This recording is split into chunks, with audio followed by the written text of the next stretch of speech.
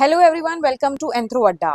Economic organization के topic को हम लास्ट वीडियो लेक्चर में शुरू कर चुके थे। आज उसी को कंप्लीट करेंगे। इसमें जो नेक्स्ट टॉपिक है that is types of economy.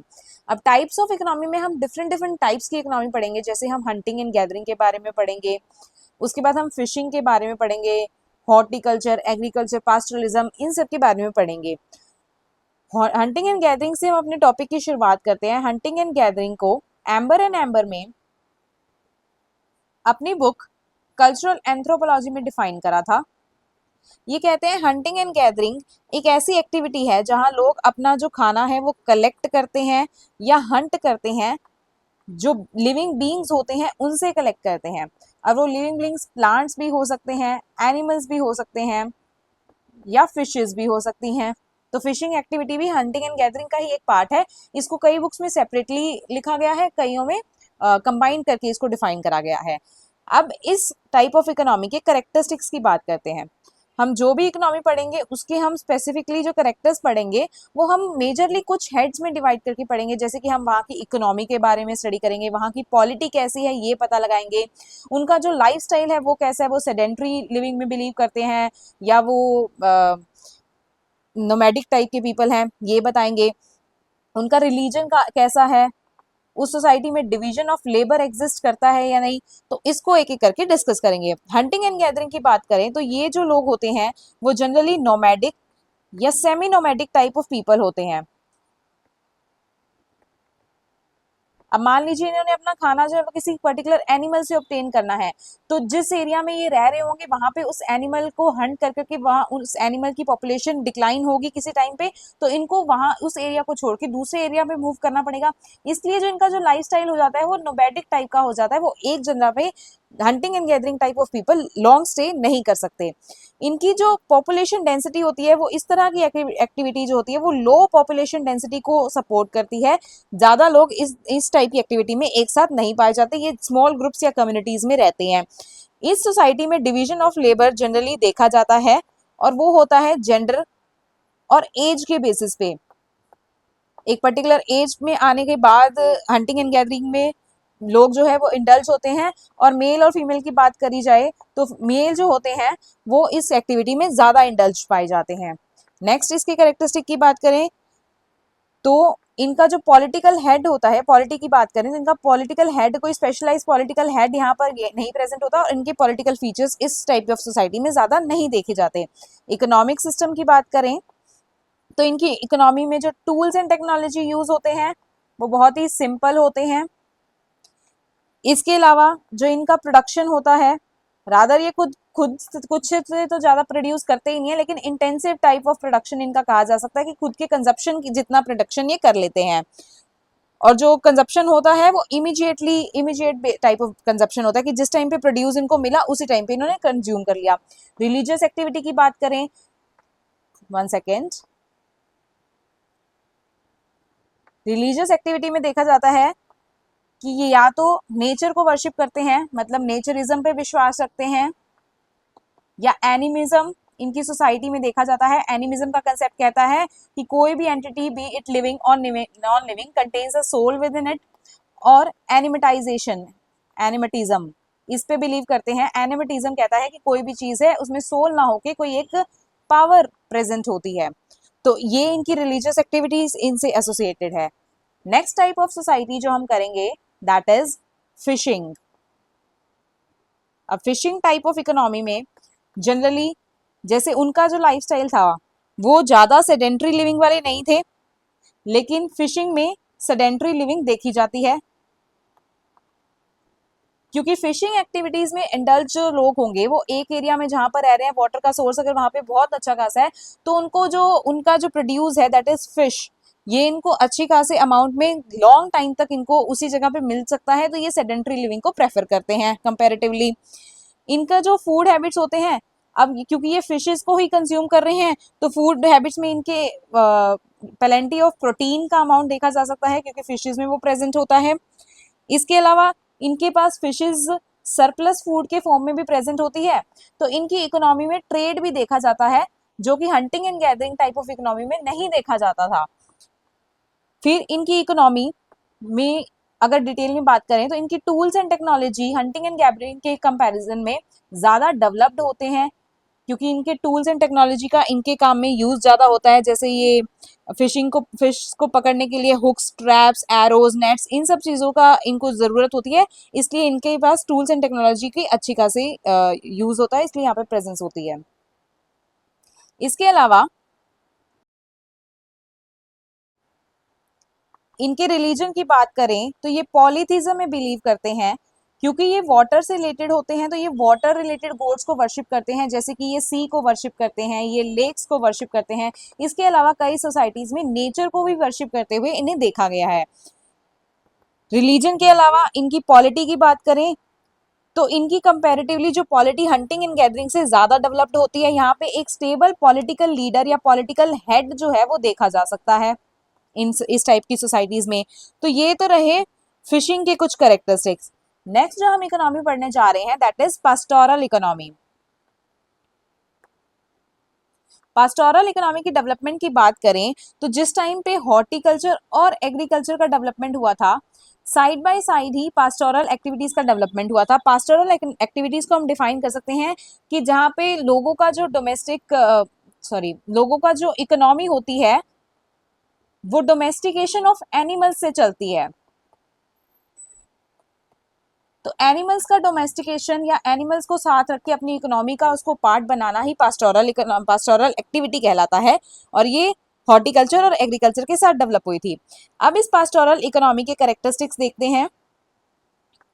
ये भी जनरली सेडेंट्री लाइफस्टाइल को प्रमोट करता है, लेकिन इसमें नोमैडिक या semi nomadic type of people भी देखे जा सकते हैं। जैसे आपने अपनी ज्योग्राफी में एक चीज पढ़ी होगी कि जो हिली एरियाज के पास्टोरल लोग होते हैं वो वेदर के चेंज के साथ वैली एरियाज में शिफ्ट होते हैं। इस एक्टिविटी को ट्रांस ह्यूमेन्स एक्टिविटी बोला जाता है। अब ये भी पास्टोरल पीपल होते हैं, लेकिन ये सेडेंट्री लाइफस्टाइल फॉलो नहीं करते क्योंकि वेदर के चेंज की वजह से। तो ये सेडेंट्री भी हो सकते हैं कुछ एरियाज में, अगर एग्रीकल्चर का अच्छा खासा डेवलपमेंट है उसके साथ ही कोई लोग हैं जो पास्टोरल एक्टिविटीज को प्रोसीड कर रहे हैं, तो उन केसेस में तो सेडेंट्री लाइफस्टाइल देखा जाएगा। लेकिन जब वेदर की कंडीशंस की वजह से इनको अपना प्लेस चेंज करना पड़ता है तो नोमैडिक या सेमी नोमैडिक भी इनका लाइफस्टाइल हो जाता है। इसके अलावा इनके अगर अगले कैरेक्टरिस्टिक्स की बात करें तो इनकी जो पॉपुलेशन डेंसिटी होती है वो जनरली कम होती है, बट हंटिंग एंड गैदरिंग से ज्यादा होती है। इनके जो टूल्स एंड टेक्नोलॉजी इनके काम में यूज होते हैं वो कंपैरेटिवली एडवांस्ड होते हैं।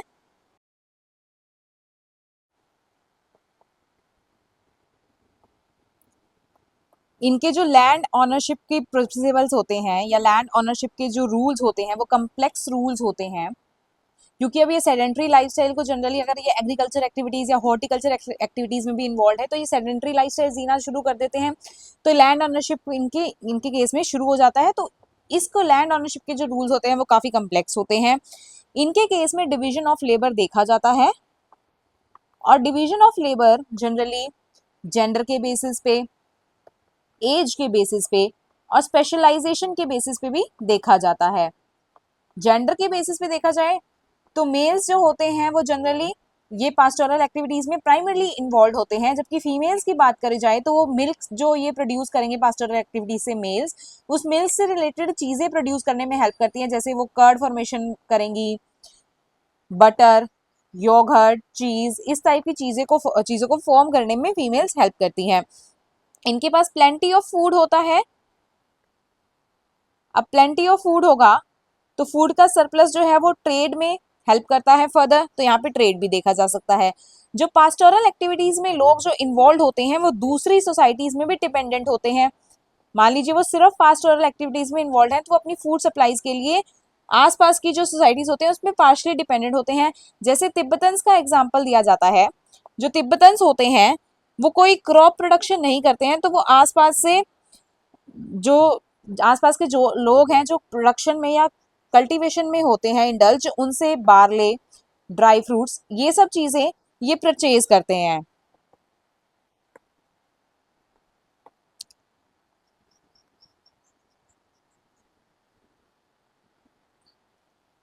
इनकी पॉलिटी की बात करें तो ये पॉलिटिकल लीडरशिप को स्टेबल पॉलिटिकल हेड को सपोर्ट करते हैं। The next type of economy we are going to study is the horticulture. Horticulture की प्रैक्टिसेस मिडल ईस्ट में 10,000 पहले डिस्कवरी हुई थी इसकी मिडल ईस्ट में। वहां पे लोगों ने देखा कि अगर सीड्स को ग्रो करा जाए तो उसमें से कुछ कल्टीवेट होता है, इससे जो है हॉर्टिकल्चर की डिस्कवरी हुई थी और ये डिस्कवरी वहां की फीमेल्स ने करी थी, इसलिए हॉर्टिकल्चर आज भी फीमेल डोमिनेटेड है। ये एक डिफरेंशिएटिंग पॉइंट्स है हॉर्टिकल्चर का डोमिनेटेड बाकी टाइप ऑफ इकोनॉमीज से, ठीक है।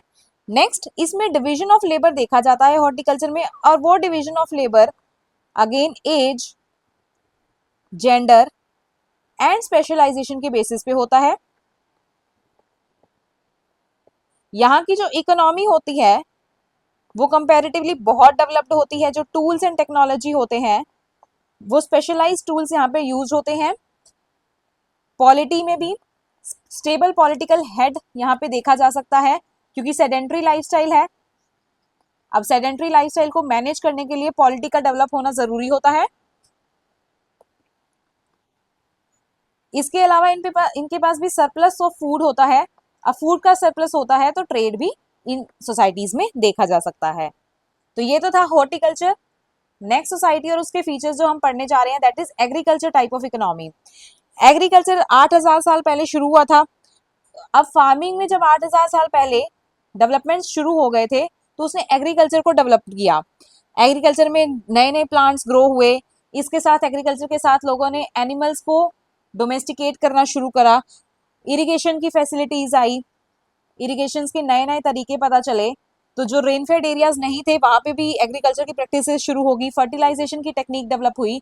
तो इन सब चीजों की वजह से एग्रीकल्चर डेवलप्ड हुआ। एग्रीकल्चर इंडिया में अगर देखा जाए तो Baiga and Bhil tribes practice करते हैं इंडिया में।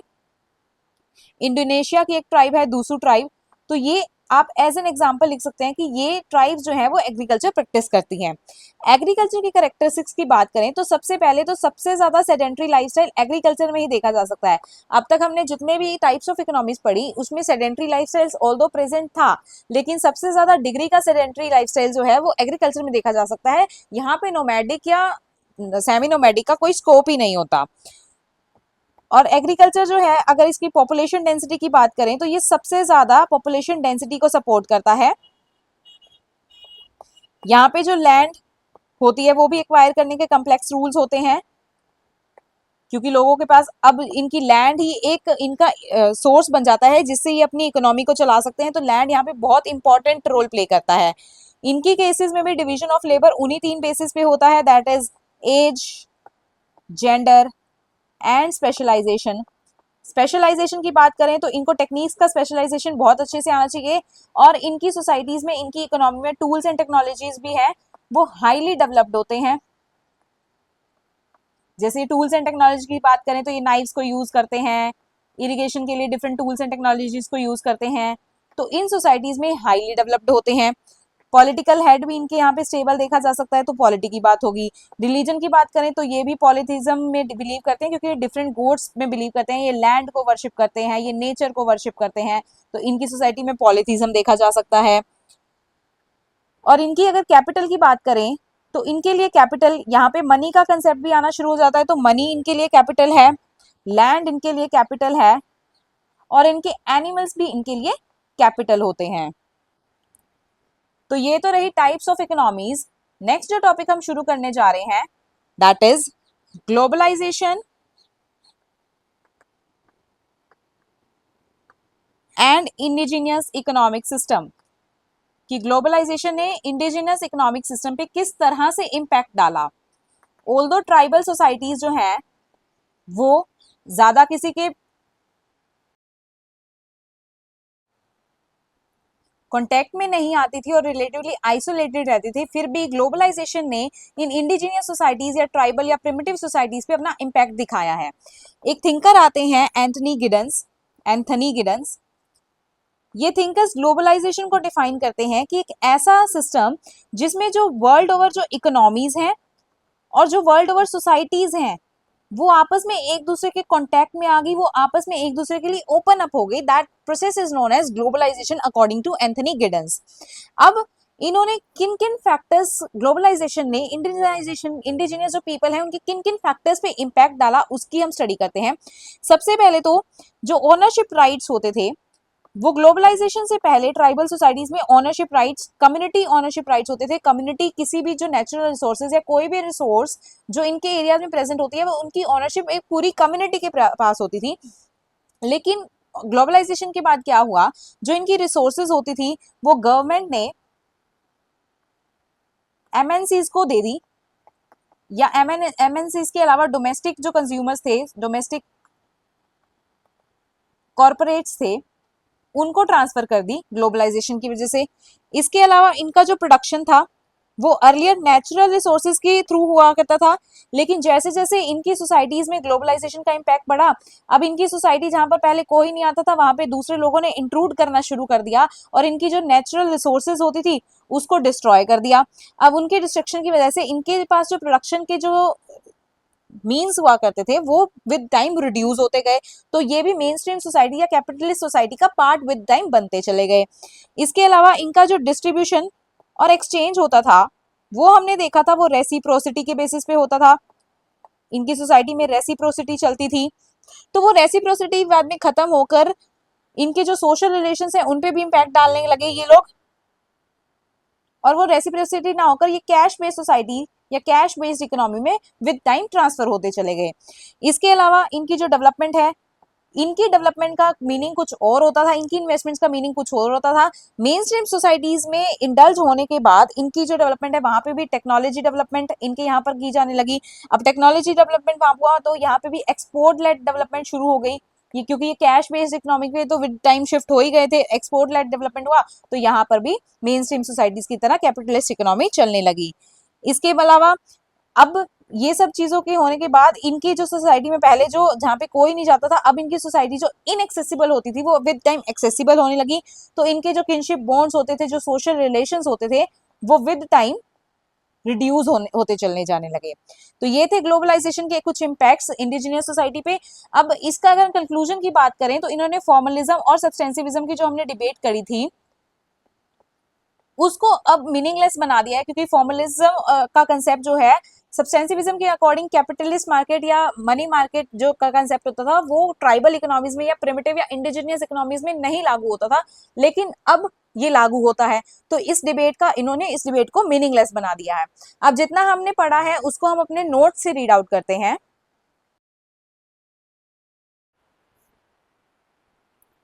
तो हमने शुरू करा था टाइप्स ऑफ इकोनॉमीज से, जिसमें सबसे पहले हमने बात करी थी हंटिंग एंड गैदरिंग की। इसमें मैंने आपको बताया था एम्बर एंड एम्बर ने अपनी बुक कल्चरल एंथ्रोपोलॉजी में हंटिंग एंड गैदरिंग की डेफिनेशन दी थी। He defines hunting and gathering as one in which people collect या hunt their food from the naturally occurring beings. वो बींग्स क्या क्या हो सकते हैं, वो प्लांट्स हो सकते हैं, वो एनिमल्स हो सकते हैं, वो फिशेज हो सकते हैं और भी बींग्स हो सकते हैं। Hunting and gathering started about 2 million years ago. इसके करेक्टरिस्टिक्स की बात करते हैं। Hunting and gathering types are force to lead a nomadic या semi nomadic existence. Hunting and gathering economy has a characteristic of supporting low population density. They live in small groups या communities. In hunting and gathering communities, division of labor जो है वो gender और age के basis पे होता है। Further हम जैसे जैसे इस types of economy में proceed करते जाएंगे तो उसके basis 3 आ जाएंगे। One is age, gender, ये तो रहेंगे। इसके अलावा specialization, although यहाँ पे भी कुछ एक स्पेशलाइजेशन की रिक्वायरमेंट होती है, बट हंटिंग एंड गैदरिंग में इतने स्पेशलाइजेशन की जरूरत नहीं होती, तो इनका डिवीजन ऑफ लेबर स्पेशलाइजेशन के बेसिस पे नहीं होता। They lack the specialized political head, क्योंकि अब ये रोमिंग टाइप ऑफ पीपल है, अब यहाँ वहाँ रोम कर रहे हैं और ये स्मॉल ग्रुप्स में भी एग्जिस्ट करते हैं। इनके जो ग्रुप्स है वो लार्ज नहीं होते, तो इनको कॉमन जो स्पेशलाइज्ड पॉलिटिकल हेड है उसकी जरूरत नहीं होती। ज्यादा बड़ी कम्युनिटी या सोसाइटी या ग्रुप को संभालने के लिए पॉलिटिकल हेड की जरूरत होती है। Very little wealth differentiation, almost सब एक ही फुटिंग पे होते हैं यहाँ के जो लोग होते हैं। इकोनॉमिक सिस्टम की बात करें तो इनकी सिंपल इकोनॉमी है। इनके पास टूल्स एंड टेक्नोलॉजी इनको जो चाहिए होते हैं वो सिंपल या प्रिमिटिव टाइप ऑफ होते हैं, जैसे कि एग्स, स्टिक, नेट, बो, एरो, इस टाइप के। नेट तो मेजरली फिशिंग एक्टिविटीज में देखी जा सकती है। तो ये सिंपल टूल्स एंड टेक्नोलॉजीज इनको चाहिए होते हैं। प्रोडक्शन की बात करें, इनकी production depends upon the location and the season, जैसे मैंने आपको ट्रांस ह्यूमेन्स का एग्जांपल दिया था, तो उससे हम ये बता सकते हैं कि इनकी प्रोडक्शन वो लोकेशन और सीजन पे डिपेंड करेगी। इनकी कंजप्शन की बात करें तो majorly the food is consumed immediately, क्योंकि अब ये नेचुरल बीइंग से जब जब ना जो फूड है उसको गेन कर रहे हैं तो इमीडिएटली उसको कंज्यूम कर लेंगे as taken from the nature, जैसे कि फ्रूट्स या other plant produce. Religious believes, ये एनिमिज्म यानी सोल में बिलीव करते हैं, या कई जगह पे एनिमिटाइजेशन यानी पावर में बिलीव करते हैं, और नेचरिज्म यानी नेचर वर्शिप में बिलीव करते हैं कुछ हंटर गैदरर्स। फिशिंग कम्युनिटीज की बात करें, फिशिंग एक्टिविटी को भी एम्बर एंड एम्बर अपनी बुक कल्चरल एंथ्रोपोलॉजी 1994 में डिफाइन करते हैं। He defines fishing community as a group of those people whose economy and nutrition is mainly derived from fishing and related activities. उनकी economy fishing और related activities पे depend करती है। Fishing की characteristics की बात करें तो fishing is often characterized by plenty of food. अब मान लीजिए वो सी एरिया के पास जो है फिशिंग कम्युनिटी रह रही है, अब सी में तो प्लेंटिंग ऑफ फिशेज होंगी और ये फिशेज को ये एज अ फूड यूज कर रहे हैं, तो इनके पास प्लेंटी ऑफ फूड होगा और वो प्रोटीन रिच होगा, जैसे कि क्रेडल फिश, सी अर्चिन्स, म्यूजल्स, क्रैब्स, क्लैम्स, ये सब जो है वो एडिबल फिशिंग फिशेज की तरह यूज करी जा सकती हैं। Fishes is characterize by surplus food. अब सरप्लस फूड होगा तो ट्रेड भी होगा, क्योंकि ये इजीली स्टोर करी जा सकती हैं जब ये ड्राई करी जाएं। It is also characterize by sedentary life, जैसे कि मैंने आपको बताया था कि सी के पास अगर वो रह रहे हैं तो सी में तो प्लेंटी ऑफ फिशेस का सोर्स होगा, तो जब इनका जो प्रोडक्शन है उसका सोर्स अच्छा खासा है तो ये एक जगह पर लॉन्ग स्टे कर सकते हैं, इसलिए जो इनका लाइफ स्टाइल होता है वो सेडेंट्री लाइफ होता है। Fishing societies often live in permanent settlements because it usually provides a more plentiful and stable food supply. Religion की बात करें, they generally practise polytheism because they worship spirit, सी etcetera. तो ये वाटर रिलेटेड जो चीजें होती हैं उनको वर्शिप करते हैं, नेचर को भी वर्शिप करना इनके यहाँ देखा गया है। इसके अलावा large self sufficient local groups among the north west coast of India, each local group of village contains 1500 to 2000 people. तो ये हंटिंग एंड गैदरिंग से ज्यादा लोगों को ये सस्टेन कर सकते हैं। They have elaborate economic resources, namely technology इनकी ज्यादा डेवलप्ड होती है। डिवीजन ऑफ लेबर इनकी सोसाइटी में देखा जाता है। लैंड ऑनरशिप भी इनकी सोसाइटी में देखी जाती है, क्योंकि ये सेडेंट्री लाइफस्टाइल प्रैक्टिस कर रहे हैं, तो जहां पर इन्होंने लॉन्ग स्टे कर लिया फिर वहां पे लैंड ऑनरशिप के इश्यूज आने लग जाएंगे। देन कैपिटल भी इनके पास होती है। For example the Red Indians in North America use canoes, ये टाइप ऑफ बोट्स होती हैं, harpoons, spears, nets, hooks, traps, arrows, ये सब कुछ फिश को कैप्चर करने के लिए यूज करे जाने वाले टूल्स हैं। Division of labour, age, sex, और इस एक्टिविटी में भी स्पेशलाइजेशन चाहिए होता है, तो स्पेशलाइजेशन के बेसिस पे भी अब यहाँ पे, जबकि हंटिंग एंड गैदरिंग में सिर्फ एज और सेक्स के बेसिस पे डिवीजन ऑफ लेबर हो रहा था। Often fishing activities are perform by men and women work together in processing, curing and storing the fish। तो इस तरह से डिवीजन ऑफ लेबर होता है। Next, all the fishing societies have formal political leaders. Formal political leaderships exist in the fishing societies of northwest coast of North America। जो red Indians हमने देखे थे उनकी ये बात करें, वहां पे भी पॉलिटिकल लीडरशिप जो है वो फॉर्मली एग्जिस्ट करती है। अब सेडेंट्री लाइफस्टाइल जहां पर भी होगा वहां पे फॉर्मल पॉलिटिकल लीडरशिप देखी जा सकती है। दो तरह की इकोनॉमी हमने पढ़ ली, one is hunting and gathering, then fishing. Third जो हम पढ़ने जा रहे हैं that is pastoral economy. Historically pastoral economy came into existence at about the same time when horticultural and agricultural economies came into existence in the old world। तो ये चीज मैंने आपको बताई थी कि पास्टोरल इकोनॉमी हॉर्टिकल्चर और एग्रीकल्चर के साथ साथ डेवलप हुई थी। दो horticulture and agriculture was not feasible, it is often possible to raise the livestock। तो अर्लियर टाइम पे हॉर्टिकल्चर और एग्रीकल्चर इतने ज्यादा फिजिबल नहीं थे, तो इनको अपने हॉर्टिकल्चर और एग्रीकल्चर के साथ साथ पास्टोरल एक्टिविटीज को भी डेवलप करना पड़ा। अब इसके करेक्टरिस्टिक्स की बात करते हैं। It is characterized by nomadism, semi nomadism और sedentariness as pastoral groups move from place to place in response to animal needs. तो जैसे मैंने आपको ट्रांसह्यूमेंस का एग्जांपल दिया था। They are seasonally nomadic, moving with their herds over large territories. अब seasonally क्यों? वेदर एक फैक्टर होता है जिसकी वजह से ये सीजनली मूव करते रहते हैं।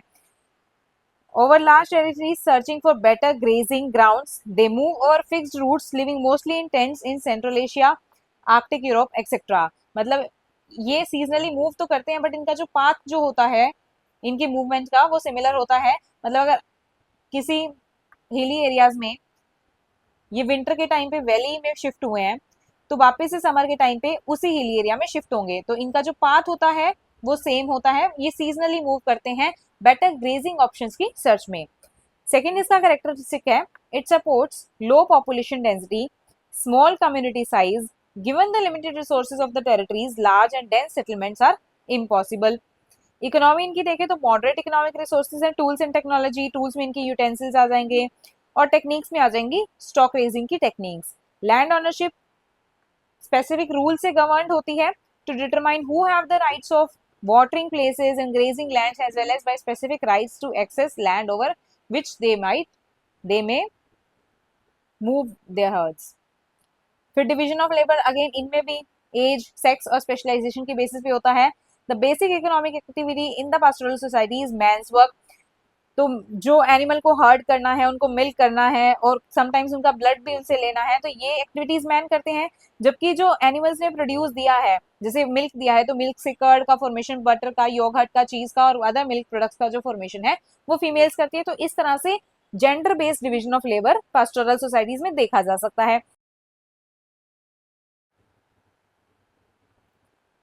Pastoralist economy is also characterized by plenty of food followed by frequent food shortages। अब ये एग्रीकल्चर इकोनॉमीज में भी होता है और पास्टोरलिस्ट इकोनॉमिक्स में भी होता है कि किसी किसी टाइम पे, तो जो ईयर का किसी किसी टाइम है वहां तो प्लेंटी ऑफ फूड है, सरप्लस फूड यहाँ पे इनके पास प्रेजेंट होगा, लेकिन किसी किसी टाइम पे इनके पास फूड की शॉर्टेज भी हो जाती है।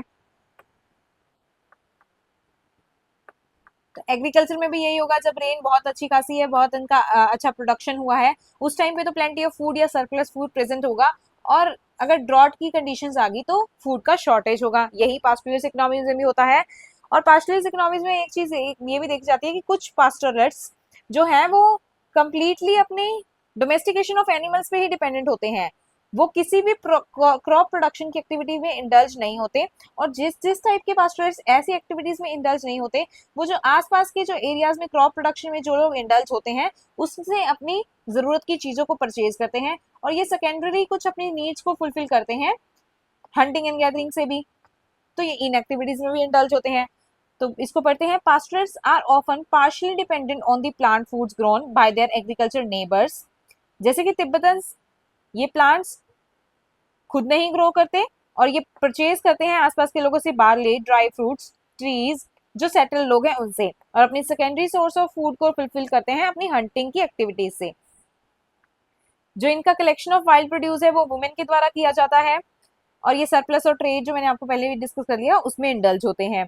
ये पॉलिटिकल लीडरशिप को फेवर करते हैं क्योंकि ये सेटल्ड होते हैं जनरली, इसलिए पॉलिटिकल लीडरशिप को में इंडल्ज होते हैं। Example, the pastoral economy of Africa tribes like the Nuer, Dinka and Masai, ये पास्टोरलिस्ट का एग्जाम्पल है, ना कि इस पॉइंट का एग्जाम्पल है, ये चीज ध्यान रखिएगा। फिर नेक्स्ट इकोनॉमी जो हम पढ़ने जा रहे हैं that is horticultural economy. 10,000 years ago inhabitants of the middle east के लोगों ने इसको डिस्कवर करा था that plants grown from the seed से जो है प्लांट्स ग्रो करते हैं। अब ये जो डिस्कवरी थी वो वहां की फीमेल्स ने करी थी, and applied this discovery to new insights to humanity, जिससे हॉर्टिकल्चर का फर्दर डेवलपमेंट हुआ। This discovery was made by women and not men. Example, the Hopi and the Zuni Red Indians in the North America, ये horticultural activities में indulge हैं ये tribes. अब horticulture की characteristics देखते हैं। It is characterized by sedentism, मतलब ये सेडेंट्री एक्टिविटीज में इंडल्ज रहते हैं। Supports low to moderate population density, horticulture practices yield more food, जो गिवन अमाउंट ऑफ लैंड दिया गया है, जो गिवन एरिया ऑफ लैंड दिया गया है उतने एरिया में ये हंटिंग एंड गैदरिंग के कंपैरिजन में बहुत ज्यादा प्रोडक्शन कर लेता है। हॉर्टिकल्चर की इकोनॉमी की बात करें, it supports low to moderate size self sufficient local groups, तो अपनी फुलफिलमेंट करने के लिए तो ये सक्षम रहता है। यूजिंग विलेजेस ऑफ स्कोर्स और hundreds of persons, rarely if the village is as large as 2000 people, तो इतने अमाउंट ऑफ पीपल को भी ये एक साथ हॉर्टिकल्चर जो है वो सस्टेन कर सकता है, लेकिन अभी तक जो हमने एक्टिविटीज पढ़ी थी वो ऐसा नहीं कर सकती थी। इसके अलावा simple to moderate economic resources horticulture में यूज होती हैं, इनकी टेक्नोलॉजी होती है वो सिंपल होती है, सिंपल मेथड्स ये यूज करते हैं, जैसे डिगिंग स्टिक्स, ये टूल्स की बात करें, डिगिंग स्टिक्स, हो एंड स्प्रेड, ये सब ये टूल्स यूज करते हैं। इनका भी जो डिवीजन ऑफ लेबर है वो एज, सेक्स और स्पेशलाइजेशन के बेसिस पे होता है। जनरली यहाँ पे फीमेल्स का बोलबाला होता है, जो कि इसको अदर जो एक्टिविटीज, इकोनॉमिक एक्टिविटीज है हॉर्टिकल्चर को इससे डिफरेंशिएट करता है, जब क्योंकि फीमेल्स का जो बाकी टाइप ऑफ इकोनॉमीज है उसमें इतना इंटेलिजेंस नहीं देखा गया। Women contribute to the subsistence activities is greater than that of man. Plenty of food and infrequent food shortages इसमें भी देखी जा सकती है, जैसे एग्रीकल्चर और पास्टोरलिस्ट इकोनॉमी में हमने बात करी थी। हॉर्टिकल्चर यील्ड करता है मीज, पर्ल, मिलेट्स या और जो भी प्लांट प्रोडक्ट्स होते हैं उनको ये प्रोड्यूस करता है। इनकी पॉलिटी की बात करें तो ये फेवर करता है पार्ट टाइम पॉलिटिकल लीडरशिप। इनका जो पॉलिटिकल लीडरशिप है, लीडर है, वो पॉलिटिकल लीडरशिप पार्ट टाइम में कर रहा होगा और पार्ट टाइम में कुछ और वर्क भी वो कर सकता है। नेक्स्ट टाइप ऑफ इकोनॉमी की बात करें, that is agriculture. Almost 8000 years ago there were many important advances in farming. Farming में एडवांसेस की बात करें तो फर्टिलाइजेशन का जो प्रैक्टिस है वो शुरू हो गया। इरिगेशन के नए नए मेथड जैसे जैसे डेवलप होने शुरू हो गए, तो एग्रीकल्चर को ये एनहेंस करते रहे। इस तरह से एग्रीकल्चर का डेवलपमेंट हुआ। New plants were brought under cultivation, large number of new animals were domesticated. Animal का डोमेस्टिकेशन भी एग्रीकल्चर को कहीं ना कहीं सपोर्ट करता है। The principle of irrigation, fertilization, weeding were discovered. अब इंडिया में जो ट्राइब्स एग्रीकल्चर को प्रैक्टिस करते हैं वो बैगा, भील, इंडोनेशिया में दूसू, तनाला इन मेडागास्कर। तो ये कुछ ट्राइब्स हैं जो एग्रीकल्चर के एग्जाम्पल में आप कॉट कर सकते हैं। इसके अलावा एग्रीकल्चर की कैरेक्टरिस्टिक्स की बात करें तो ये सबसे ज्यादा सेडेंट्री कम्युनिटी को सपोर्ट करने वाला है। यहाँ पे इनके ये क्योंकि लैंड से अटैच्ड होते हैं इसलिए सेडेंट्री कम्युनिटीज को, सेडेंट्री लाइफस्टाइल को ये प्रमोट करता है। और लैंड इनके केस में बहुत इंपॉर्टेंट रोल प्ले करती है। लैंड इनके लिए इनकी एक कैपिटल की तरह है, क्योंकि लैंड से ही एग्रीकल्चर का जो प्रोड्यूस है वो निकलता है। It supports the highest population density. अब तक हमने जितने भी टाइप ऑफ इकोनॉमिक्स पढ़ी थी उसमें सबसे ज्यादा हाईएस्ट पॉपुलेशन की डेंसिटी यहाँ पर मिल सकती है। Permanent rural and urban communities, rural and urban communities का permanent settlement, sedentary lifestyle, large villages को सपोर्ट करते हैं, टाउन्स को सपोर्ट करते हैं, सिटीज को सपोर्ट करते हैं। सरप्लस भी यहाँ पे देखा जा सकता है, सरप्लस ऑफ फूड, तो फिर ट्रेड भी देखा जा सकता है। इसके अलावा इकोनॉमी की बात करें, टूल्स एंड टेक्नोलॉजीज बहुत डेवलप्ड होती हैं, टेक्निक्स इनके पास अच्छी खासी होती हैं। टेक्निक्स के डेवलपमेंट में ये इरिगेशन प्रैक्टिसेस अलग अलग जगह पे अलग अलग तरीके की देखी जा सकती हैं। तो कम्प्लेक्स इकोनॉमिक रिसोर्सेज होते हैं। टेक्नोलॉजी में प्लोज, वो भी एनिमल ड्रोज, लेवलर्स, नाइव्स और अदर टेक्नोलॉजी ये यूज करते हैं। डिवीजन ऑफ लेबर इनका भी इन तीनों बैकग्राउंड्स में ही होता है। Age, sex and specialization. Horticulture में हमने देखा था कि फीमेल बहुत अच्छी तरीके से इंडल्ज होती थी हॉर्टिकल्चर प्रैक्टिसेस में, लेकिन इतना एग्रीकल्चर प्रैक्टिसेस में फीमेल का इंडल्जेंस नहीं देखा जा सकता। यहाँ पर मैन का इंडल्जेंस ज्यादा होता है comparatively. Lesser contribution of women than in horticulture. Cooperative works देखे जा सकते हैं एग्रीकल्चर की एक्टिविटीज में, अगर वो लार्ज स्केल पर है तो। Land allocation involve set of complex rules, क्योंकि लैंड ही इनके लिए कैपिटल है, तो लैंड का एलोकेशन एक रूल्स एंड रेगुलेशंस के बेसिस पे इन सोसाइटीज में देखा जा सकता है। Relating to allocation of land resources, किस तरह से लैंड रिसोर्सेज का एलोकेशन हुआ है उस तरह से ही कम्प्लेक्स रूल्स बनाए जाते हैं। कैपिटल इंक्लूड्स, अब इनकी कैपिटल में क्या क्या है, मनी, एनिमल्स और जो टूल्स ये यूज कर रहे हैं। इसके अलावा लैंड भी इनकी एक फॉर्म ऑफ कैपिटल होती है। Rights to ownership are more rigorously applied. Also, it is characterized by frequent shortage, और उसके बाद frequent shortage which can be followed by plenty of food. तो ये चीज हमने देखी पास्टोरलिस्ट सोसाइटीज में भी, हॉर्टिकल्चर में भी, एग्रीकल्चर में भी, कि कभी तो फूड की शॉर्टेज है और कभी प्लेंटी ऑफ फूड है। Food shortages, even though agriculture is more productive than horticulture, horticulture से ज्यादा प्रोडक्टिव होने के बावजूद भी फूड शॉर्टेज एग्रीकल्चर में देखी जा सकती है। Wide individual differences in wealth, agriculture अब क्योंकि ये मॉडर्न सोसाइटीज की तरफ मूव कर रहा है, अब मॉडर्न सोसाइटीज की तरफ मूव करने में यहाँ पर इनइक्वालिटी भी देखी जा सकती है। Success provides for economic inequalities, अब एग्रीकल्चर की तरफ सक्सेशन आएगा, यहाँ पर एग्रीकल्चर की तरफ जैसे जैसे सक्सेशन आ रहा है तो वो इकोनॉमिक इनइक्वालिटीज प्रोवाइड कराता है, जैसे कि लैंड, मनी, एनिमल अब इनके कैपिटल हैं। अब ये जिसके पास ज्यादा होगा वो ज्यादा वेल्दी कंसिडर किया जाएगा और जिसके पास कम होगा वो कम वेल्दी कंसिडर करा जाएगा। तो वेल्दियर यहाँ पर जो है वो डिफ्रेंशिएट होते हैं कम वेल्दी लोगों से, और इसीलिए यहाँ पे इकोनॉमिक इनइक्वालिटी इन सोसाइटीज में देखी जा सकती है।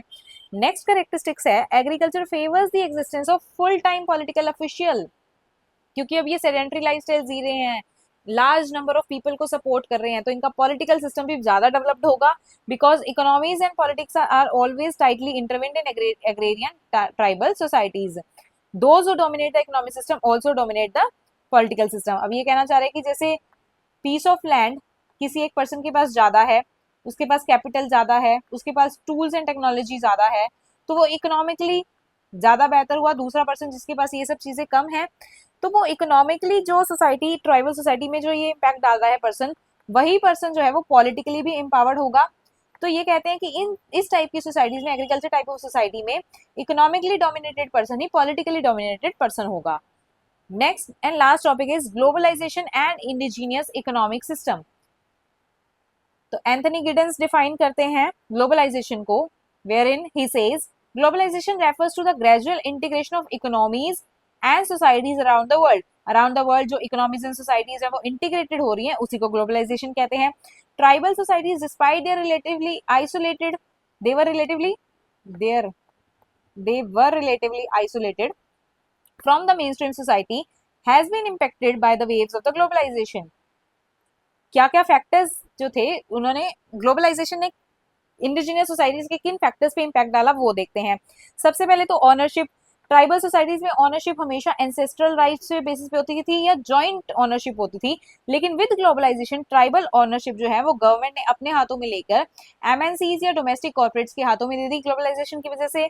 सेकेंड, इनका डिस्ट्रीब्यूशन एक्सचेंज, ये कैश बेस्ड इकोनॉमी में इंडल्ज हो गए। पहले जो इनका जो डिस्ट्रीब्यूशन एंड एक्सचेंज होता था वो रेसिप्रोसिटी के बेसिस पे होता था, प्लस इनका जो डिस्ट्रीब्यूशन या एक्सचेंज होता था वो सोशल रिलेशंस उसमें इंपॉर्टेंट रोल प्ले करते थे। इनका जो एक्सचेंज हमने देखा था वो एक्सचेंज इस बेसिस पे ही होता था कि वो जो एक्सचेंजिंग पार्टीज है उनका आपस में किस तरह का सोशल रिलेशन है। तो जैसे जैसे ग्लोबलाइजेशन हुआ, यहाँ पे कैश बेस्ड इकोनॉमी शुरू हो गई, तो ये चीजों, इन चीजों ने इनके जो सोशल रिलेशंस थे अपने किन्स के साथ, उसको भी नेगेटिवली इम्पैक्ट करा। थर्ड फैक्टर है production. Globalization led to the loss of natural resources and entry of market forces in the tribal lands. जो अभी तक मार्केट फोर्सेज पे नहीं चल रही थी, अपने नेचुरल रिसोर्सेज से ही अपना जो जरूरत की चीजें होती थी नीड फुलफिलमेंट के लिए, उन नेचुरल रिसोर्सेज से ही ट्राइबल सोसाइटीज प्रोडक्शन कर रही थी। लेकिन मार्केट फोर्सेज जैसे जैसे एंटर हुई तो इनकी नेचुरल रिसोर्सेज डिस्ट्रॉय होनी शुरू हो गई। फॉर इंस्टांस, जैसे कि अमेजन की काफी ट्राइब्स का ये एग्जाम्पल देते हैं, सच एज गोरानी, नोकैक एंड यानोमानी। तो इन्होंने अपना एंसेस्ट्रल लैंड्स को खो दिया, वाटर रिसोर्सेज को खो दिया, क्योंकि इनके अमेजन के एरिया पे मल्टीनेशनल कंपनीज के अपने प्रोजेक्ट शुरू हो गए, तो जिसकी वजह से इनके जो वाटर रिसोर्सेज और नेचुरल रिसोर्सेज है वो एज सच नहीं रह पाए। अब टाइप ऑफ डेवलपमेंट की बात करते हैं। टाइप ऑफ डेवलपमेंट में नई टेक्नोलॉजीज इनके यहाँ पे ट्रांसफर हो गई, तो ये एक्सपोर्ट लेड डेवलपमेंट की तरफ शिफ्ट हो गए। अब एक्सपोर्ट लेड डेवलपमेंट की शिफ्ट और प्लस डेवलपमेंट में इनके यहाँ पे डैम्स का कंस्ट्रक्शन, बिल्डिंग्स का कंस्ट्रक्शन, तो इस तरह की कंस्ट्रक्शन की बेसिस पे भी इनकी जो नेचुरल रिसोर्सेज थी वो डिग्रेड हो गई, वो लॉस्ट हो गई। प्लस ये जहां पर रहते थे वो एरिया इनसे छिन गया, तो दूसरे एरियाज में इनको मूव करना पड़ा, तो ये भी एक इम्पैक्ट देखा जा सकता है। Opening of the previous inaccessible, अब जो ट्राइबल एरियाज थे वहां पे पहले कोई भी नहीं जाता था, वो इनएक्सेसिबल एरियाज कंसिडर करे जाते थे। विद द ग्लोबलाइजेशन ये इनएक्सेसिबल एरियाज एक्सेसिबल एरियाज में कन्वर्ट हो गए, तो यहाँ पे नया ट्रेड, इन्वेस्टमेंट, एग्रीमेंट्स, ये सब कुछ शुरू हो गया। तो इस तरह से ग्लोबलाइजेशन ने इंडिजिनियस सोसाइटीज पे इम्पैक्ट डाला। और इसके कंक्लूजन में हम देख सकते हैं कि इसने फॉर्मलिस्ट और सब्सटेंसिविस्ट की जो डिबेट थी, जब सब्सटेंसिविस्ट कहता था कि जो मॉडर्न इकोनॉमिक रूल्स हैं मॉडर्न सोसाइटीज के, कैपिटलिस्ट सोसाइटी के, वो इंडिजिनियस या प्रिमिटिव सोसाइटीज पे लागू नहीं होते, तो ये डिबेट थी फॉर्मलिज्म को सब्सटेंसिविज्म से सेपरेट करती थी। जो कहता था, फॉर्मलिज्म का कंसेप्ट कहता था कि मॉडर्न सोसाइटीज के जो रूल्स हैं वो प्रिमिटिव सोसाइटीज में भी एज सच इंप्लीमेंट करे जा सकते हैं, तो ये इनकी डिबेट थी। लेकिन विद टाइम जब इंडिजिनियस सोसाइटीज की कैपिटलिस्ट या मार्केट बेस्ड सोसाइटीज बनने लगी, तो इस डिबेट का कोई मतलब नहीं रह गया। तो this ends with the topic of economic organizations in anthropology. Thank you for listening to me.